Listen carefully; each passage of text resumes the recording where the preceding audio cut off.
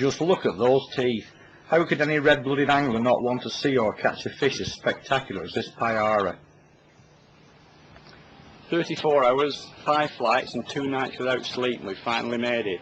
This is Puerto Maldonado. It's a small frontier town right on the edge of the jungle, and we're just waiting for a boat to take us on the 80-mile trip deep into the forest for the fishing.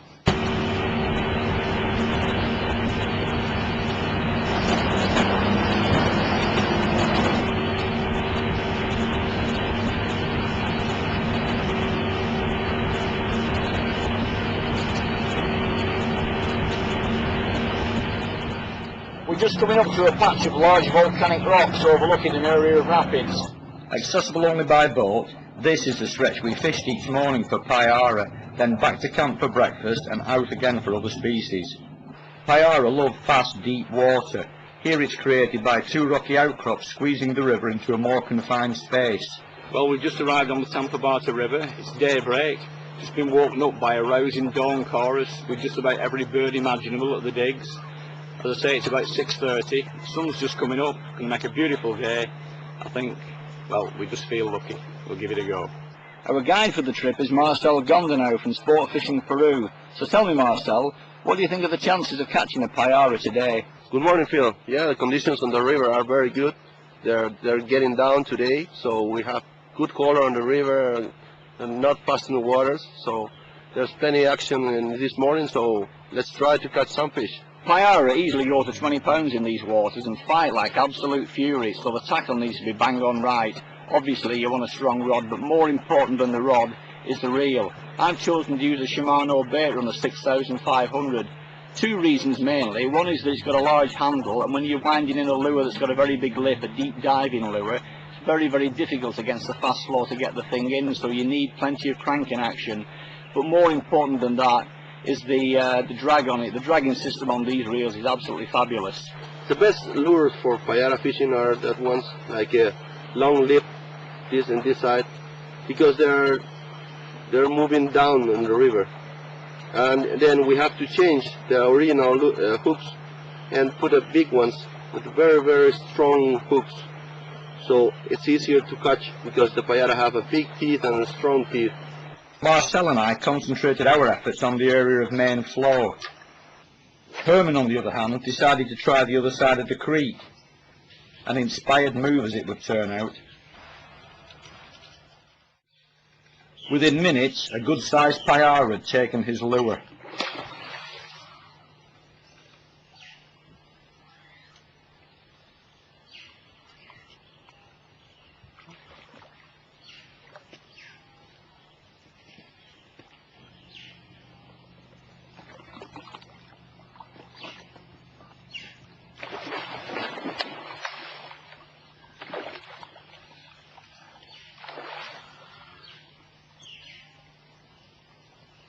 The video footage here has been heavily edited to get as much action as possible into the film, but I can tell you that this fish was a real handful for a good 20 minutes at least.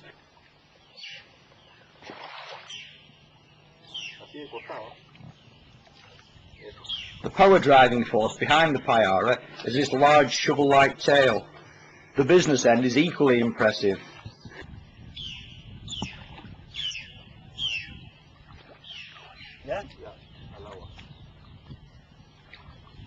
As ever, the key to success is perseverance, keeping the lure in the water for as long as possible. Eventually, that persistence paid off.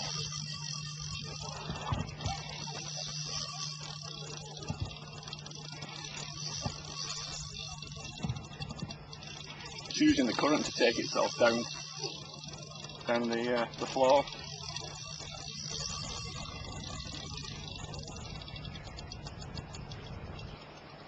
With the fierce flow of the river and not wanting to over-tighten the drag, a stalemate situation was developing.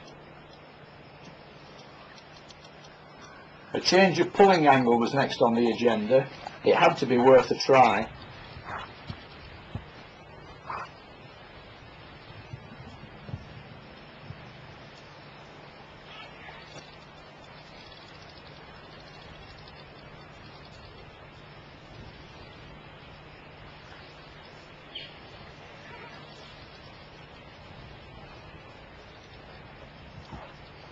Some adjustment to the drag, coupled to the change in direction, did seem to be paying dividends. The problem was, the payara realised this too and decided to take evasive action.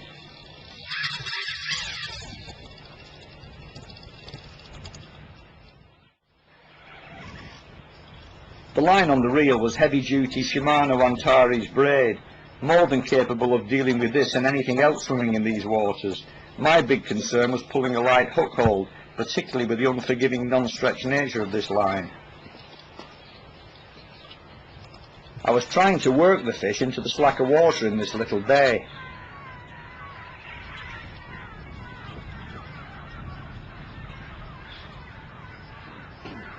This, coupled to another slight change in the angle, had the fish coming again.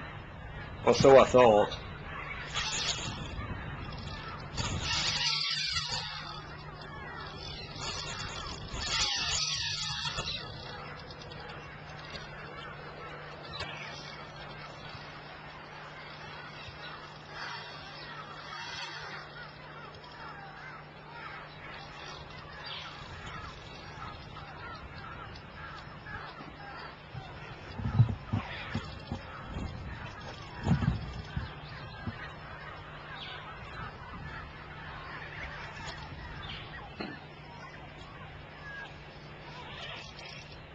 Very powerful fish. Without doubt, the most powerful and dogged freshwater fish I had ever come across.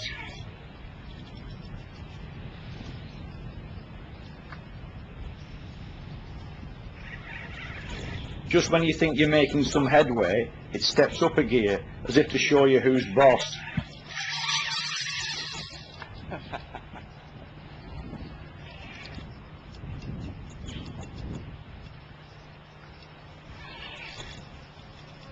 As long as this piece of action might appear to be, it's not shown here in real time, which must have been 20 minutes at the very least.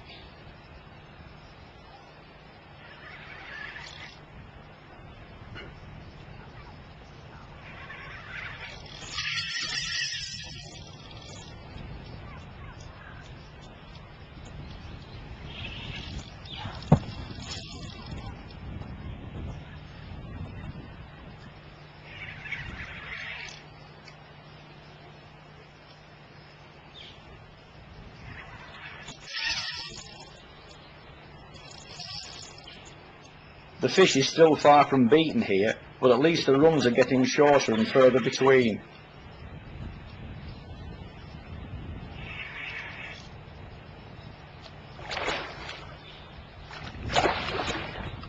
Actually seeing the fish break surface for the first time was the most nerve-wracking moment in the entire encounter.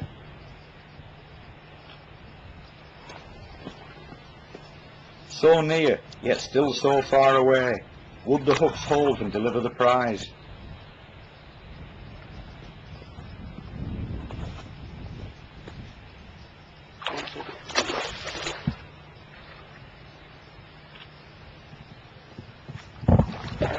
It's always an anxious time when a fish breaks surface and starts thrashing about in fresh air, but having seen the encounter survive these and a few other hairy moments, I was feeling increasingly confident about the final outcome.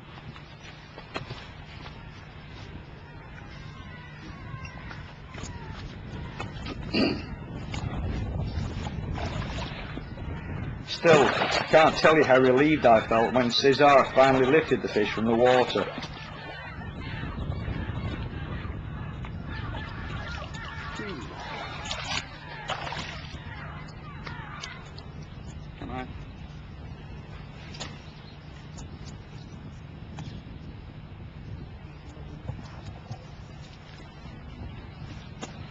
This is it. This is a payara, one of the hardest fighting game fish in the Amazon region. Look at those teeth. The weight of this fish was estimated by Marcel at 8 kilos or around 17.5 pounds. Not that it matters.